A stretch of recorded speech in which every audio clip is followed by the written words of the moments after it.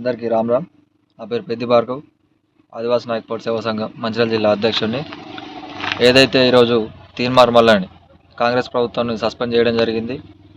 ఈ యొక్క సస్పెన్షన్ని మా యొక్క బడుగు బలహీన వర్గాల నాయకునిగా నేను దీన్ని తీవ్రంగా ఖండిస్తూ ఉన్నా.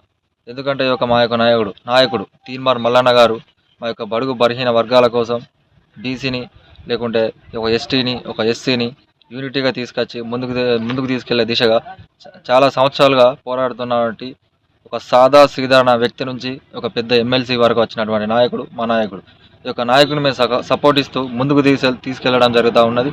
దానికి మేము మద్దతుగా ఇప్పుడు కాదు ఎప్పటికీ ఈ సస్పెన్షన్ని ఛాలెంజ్గా తీస్తూ మా నాయకుని ముందుకు తీసుకెళ్ళి రాబోయే తరాల్లో రేపటి రోజు మా యొక్క వర్గాల నుంచే బడుగు బలహీన వర్గాల నుంచి ఒక బీసీ నాయకునిగా సీఎం దృష్టికి తీసుకెళ్లే వారికి సీఎం నాయకునిగా రేపటి రోజు మా యొక్క తీర్మార్ మల్లనే రేపు సీఎం అవుతాడు కాబట్టి అలాంటి ఒక గొప్ప ప్లేస్కి మేము తీసుకువెళ్తాం.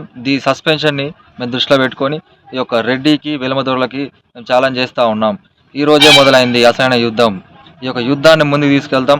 మల్లన్న గారు మీరు ముందుకెళ్ళండి, మీ వెనుకే మా యొక్క నాయకత్వం మొత్తం మా ప్రజలందరం కూడా మీకు మద్దతు ఇస్తూ ఉన్నాం. దీన్ని ఖచ్చితంగా మేము ఎస్టీ నాయక్ పోర్ట్ సేవా సంఘం నుంచి తీవ్రంగా ఖండిస్తూ ఉన్నాం.